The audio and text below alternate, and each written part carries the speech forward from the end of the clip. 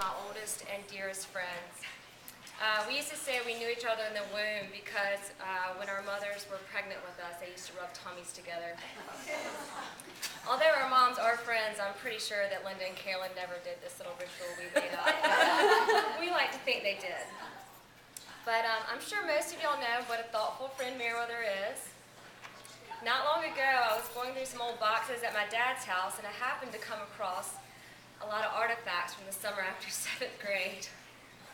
The first one I'd like to show you is a mixed tape, is a tape that Meriwether and I recorded on a church youth group trip to Carowinds. Luckily for y'all, portable tape players are hard to come by these days, and you will be spared our renditions of Friends in Low Places by Garth Brooks, and More Than Words by a Where Are They Now 90s band called Extreme. Let's see. Then, I came across a second cassette tape which Meriwether had made that summer. She did a great job on the tape cover, cutting out pictures of Elizabeth, Madeline, Anna, herself, and me. And on the tape, here, look at it. On the tape she wrote, "To Lee, love you Mary, you love CLF." On the other side she wrote, "Love you Mary, beach mix, I love Peter."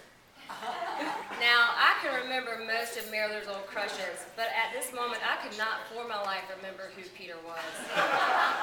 But all this brought to mind a term that would most accurately describe Meriwether in her earlier years: boy crazy. So, in preparing for this toast, I found a few more items in my treasure chest. I found this birthday card that Meriwether gave me one year. It has a picture of a supposed hunk in a wife beater and acid-wash jeans. On the front it says, "On your birthday, I hope you get your favorite treat."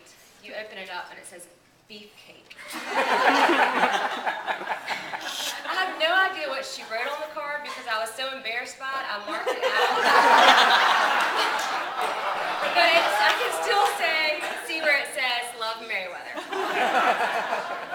Okay, so back to the summer after 7th grade.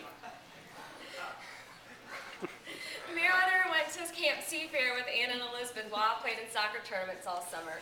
So we wrote back and forth a lot to each other. Ironically, Camp Seafair is an all-girls camp. But don't you think for a minute that Meriwether let this get her down. Nothing was going to deter her. I have a few letters she wrote me from camp that year. Let me read this first one to you.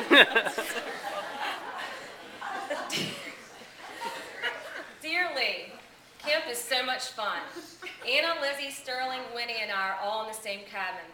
The only bad news, she will be unnamed right now. The cabin is nice, and so are our counselors. Robert is back, and he knows our names. There are some really hot food guys here. The hottest one is named Land. Last night he said, "What's up?" and gave me 5. I was going to die.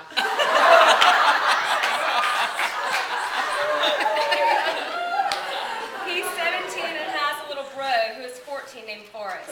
Lizzie asked him if his little bro was as hot as he was, and he said, "Hotter."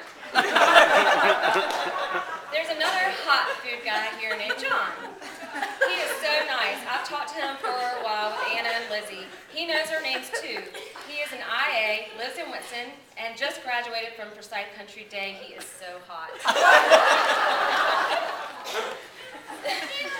There are other hot food guys too. Some of the guys at this all-girls camp are so hot. So, Meriwether, I'm not sure who's used the word hot more, you or Paris Hilton. Then I came across another letter she had sent me a few days later for my birthday. And in the letter she mentions the Carowinds tape and asked me to send it to her. I'm sorry I'm a little bit late on that. But it says, "P.S. Tonight is the dance. I'll write you and tell you about it later." So here's the letter from the dance. "Hey Lee, I know this is a little late. I met this guy at the dance named Peter. I still like Charlie, but I like Peter.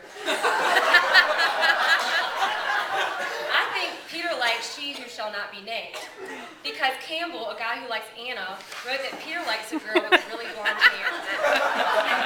I was hoping that would be me, but I really don't think so. But Peter wrote me. I about flipped out and had a baby.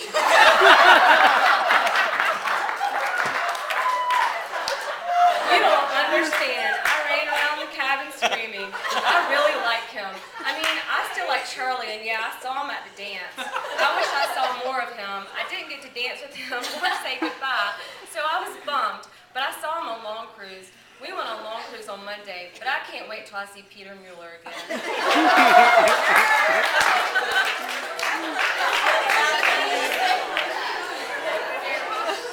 Same letter. This is just a different paragraph. Did I tell you how hot the food got? This one hot one named John always hugs and talks to us and stuff, but I broke his favorite necklace. He says it's okay, but I know it's not. I really hope he's not mad at me or anything. So, Meriwether, after reading these letters, I've decided you remind me more of Carrie Bradshaw than Paris Hilton. But this brings me to a letter that I wrote to Meriwether when I was in New York on a 7th grade field trip. Hey Meriwether, what's up? New York is weird. It's totally different from what I imagined. I haven't gotten your present yet, but I think I know what I'm going to get you. Tomorrow we have to be down in the lobby at 7:55. We're going to the Metropolitan Museum and we get to ride the subway. Fun, fun, fun. I've already spent $35 on my first day. $1.50 for this card, so you better like it. Tell Anna, Lizzie, Madeline, and Carter, and any other people, hey, there are too many big buildings and too many people in this city. Do you know what I mean? So, I found this ironic since Meriwether and Tanner are about to make their first home in New York. Meriwether is now and forever crazy about a boy who is a perfect match for her. A boy who she obviously thinks is not only hot, but the hottest. I wish all the best as you start your new life together in the city with too many big buildings and too many people. But Tanner, beware. If y'all ever have a little Meriwether running around one day, I think you're going to have your hands full.